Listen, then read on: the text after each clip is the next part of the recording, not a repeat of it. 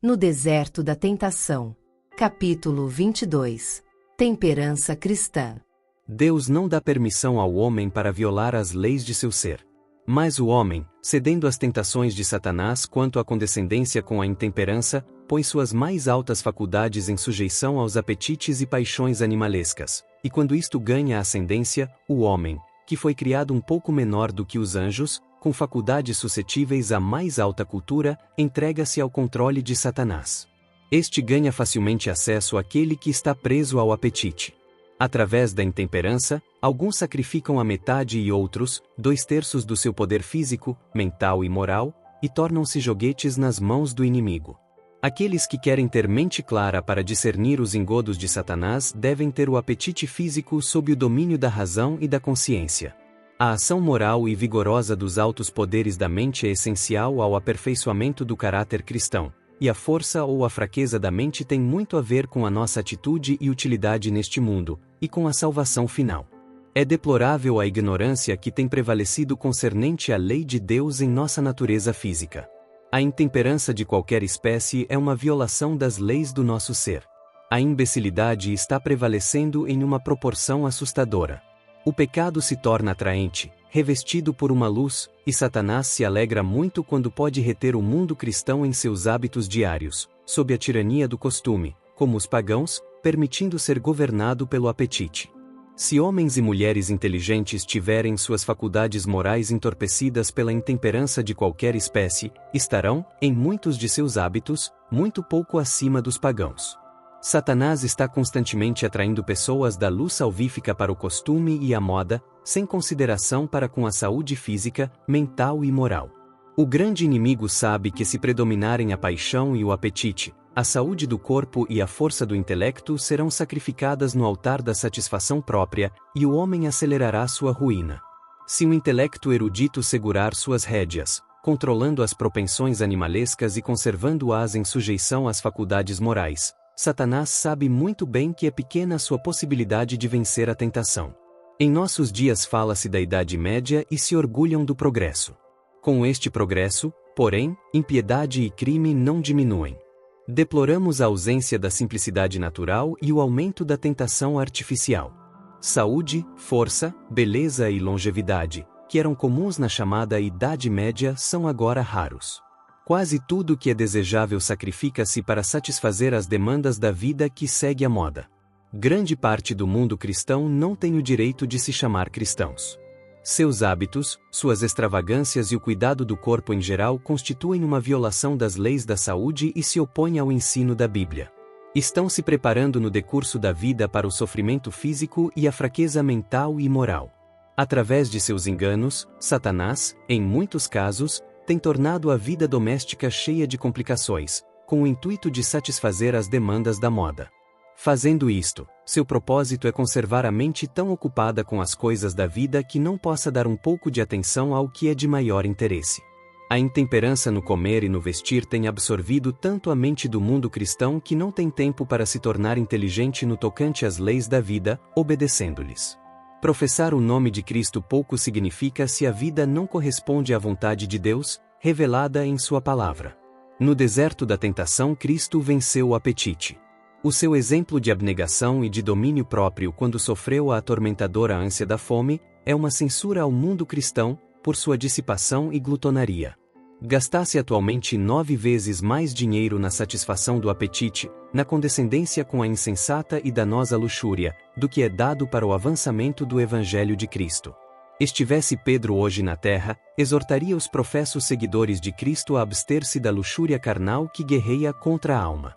Paulo convocaria as igrejas em geral para purificar-se de toda impureza, tanto da carne, como do espírito, aperfeiçoando a nossa santidade no temor de Deus. E Cristo expulsaria do templo aqueles que estão contaminados pelo uso do fumo, poluindo o santuário de Deus com sua respiração tabaquista. Diria a estes adoradores o que disse aos judeus: A minha casa será chamada casa de oração para todas as nações, vós, porém, a tendes transformado em covil de salteadores. Diria a tais pessoas que suas ofertas profanas, expelidas de pedaços de fumo, contaminam o templo e aborrecem a Deus. Seu culto não é aceitável porque o corpo, que deveria ser o templo do Espírito Santo, está contaminado. Você também rouba o tesouro de Deus em milhares de dólares, através da condescendência com o apetite desnaturado. Se víssemos a norma da virtude e a exaltada piedade, como cristãos, teríamos um trabalho a desenvolver, por nós individualmente, para controlar o apetite, a condescendência que neutraliza a força da verdade e enfraquece o poder moral para resistir e vencer a tentação. Como seguidores de Cristo, devemos agir por princípio no comer e no beber. Se obedecêssemos à injunção do apóstolo, quer comais, quer bebais, ou façais qualquer outra coisa, fazei tudo para a glória de Deus. Milhares de dólares que agora são sacrificados no altar maléfico da luxúria, afluiriam para o tesouro do Senhor, multiplicando as publicações em diferentes línguas, para serem espalhadas como folhas do outono. Missões seriam estabelecidas em outras nações e então os seguidores de Cristo, na verdade, seriam a luz do mundo. O adversário das almas está trabalhando nestes últimos dias com grande poder, como nunca antes, para conseguir arruinar o homem através da condescendência com o apetite e as paixões. Muitos dos que estão presos sob o poder escravizante do apetite são professos seguidores de Cristo. Professam adorar a Deus, ao passo que o apetite é o seu Deus. Seus desejos desnaturados por estas condescendências não são controlados pela razão ou juízo. Os que são escravos do fumo verão a família sofrer as inconveniências da vida e a necessidade de alimento. Contudo, não têm força de vontade para renunciar ao fumo. Os clamores do apetite prevalecem sobre a tendência natural e esta paixão animalesca os domina. A causa do cristianismo, e mesmo da humanidade, de modo algum seria sustentada se dependesse daqueles que habitualmente usam fumo e bebidas alcoólicas. Se tivessem recursos para usar numa só direção, a tesouraria de Deus não seria reabastecida, mas eles teriam seu fumo e bebidas alcoólicas. A fim de idolatrar o fumo não dirão não ao apetite pela causa de Deus. É impossível que essas pessoas reconheçam as reivindicações e a santidade da lei de Deus, porque seu cérebro e nervos estão amortecidos pelo uso destes narcóticos. Não podem avaliar a preciosidade da expiação e apreciar a vida imortal. A condescendência com a luxúria carnal guerreia contra a alma. O apóstolo dirige-se aos cristãos numa linguagem bem impressiva. Rogo-vos, pois, irmãos, pelas misericórdias de Deus, que apresenteis os vossos corpos por sacrifício vivo, santo e agradável a Deus. Se o corpo é saturado pela bebida alcoólica e contaminado pelo fumo, não é santo e aceitável a Deus. Satanás sabe que não pode ser, e justamente por isto leva suas tentações no tocante ao apetite, escravizando-nos nesta propensão e levando-nos à ruína. Os sacrifícios dos judeus eram todos examinados com bastante cuidado, para ver se não tinham nenhum defeito ou alguma doença ou qualquer impureza, o que era motivo suficiente para serem rejeitados pelo sacerdote. As ofertas deviam ser perfeitas e valiosas. O apóstolo tinha em vista os requisitos de Deus quanto às ofertas dos judeus, quando ele, de maneira muito enérgica, apelava aos irmãos para apresentarem o corpo em sacrifício vivo. Não uma oferta enfermiça ou estragada, mas um sacrifício vivo, santo e aceitável a Deus. Quantos chegam à casa de Deus com fraquezas, e quantos vêm contaminados pela condescendência com o próprio apetite? Aqueles que se têm degradado por hábitos errôneos, quando se reúnem para cultuar a Deus, oferecem as emanações do seu corpo doentio, tornando-se fastidiosos aos que o cercam. Como isto deve ser ofensivo diante de um Deus puro e santo? Uma grande proporção de todas as enfermidades que afligem a família humana são resultado de seus próprios hábitos errôneos, por causa da ignorância voluntária ou da desconsideração para com a luz que Deus tem dado em relação às leis do seu ser. Não nos é possível glorificar a Deus enquanto vivemos em violação das leis da vida.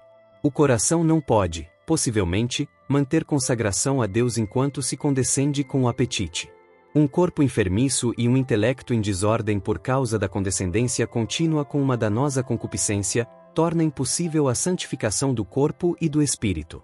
O apóstolo compreendia a importância das condições saudáveis do corpo para o êxito perfeito do caráter cristão.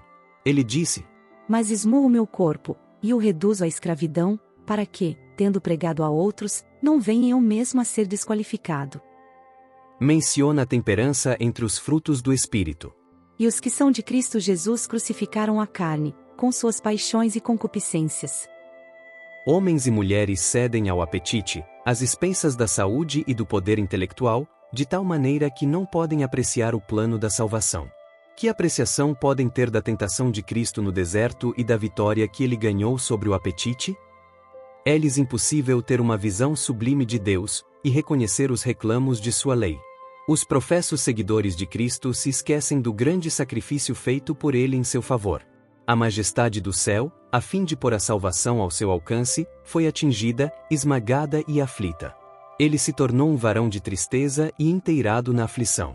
No deserto da tentação ele resistiu a Satanás, apesar de o tentador estar disfarçado com as vestimentas do céu. Cristo, ao ser submetido a um grande sofrimento físico, recusou ceder num simples ponto, não obstante o mais jactancioso induzimento já apresentado para suborná-lo e influenciá-lo a renunciar à sua integridade. Toda esta honra, toda esta riqueza e glória, disse o enganador, te darei se somente reconheceres minhas exigências. Cristo ficou firme. Que seria, agora, da salvação da raça humana se Cristo fosse fraco em poder moral, como o homem? Não é de admirar que o céu se enchesse de alegria quando o principal anjo caído deixou o deserto da tentação como um inimigo derrotado.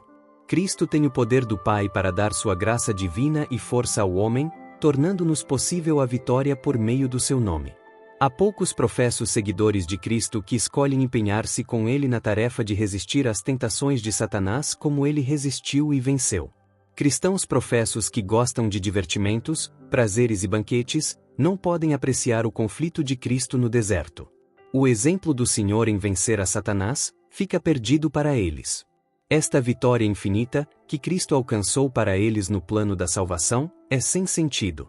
Não tem interesse especial na maravilhosa humilhação de nosso Salvador, e na angústia e sofrimentos que suportou pelo homem pecador enquanto Satanás o pressionava com suas diferentes tentações. A cena da provação de Cristo no deserto era o fundamento do plano da salvação, dando ao homem caído as chaves, por meio das quais, em nome de Cristo, pode vencer. Muitos cristãos professos olham para esta parte da vida de Cristo como se fosse uma guerra comum entre dois reis, não tendo nada de especial sobre a própria vida e caráter. Assim a maneira da luta e a maravilhosa vitória ganha, tem muito pouco significado para eles. As faculdades da percepção estão embotadas pelas artimanhas de Satanás, de maneira que não podem discernir que aquele que afligiu a Cristo no deserto e determinou privá-lo de sua integridade como Filho do Infinito, será seu adversário até ao fim dos tempos. Apesar de ter falhado em vencer a Cristo, seu poder sobre o homem não está enfraquecido.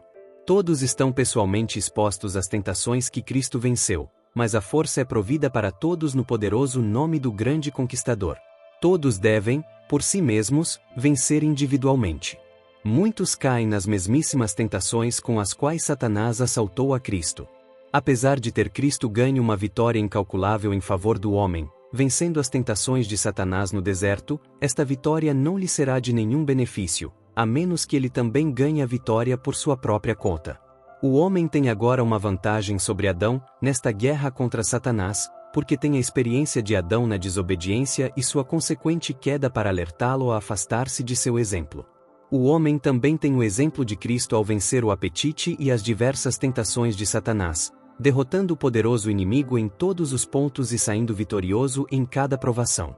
Se o homem tropeçar e cair sob as tentações de Satanás, não terá escusas porque ele tem a desobediência de Adão para alertá-lo e a vida do Redentor do mundo como um exemplo de obediência e resignação, bem como a promessa de Cristo de que ao vencedor, dar-lhe-ei sentar-se comigo no meu trono, assim como também eu venci, e me sentei com meu Pai no seu trono.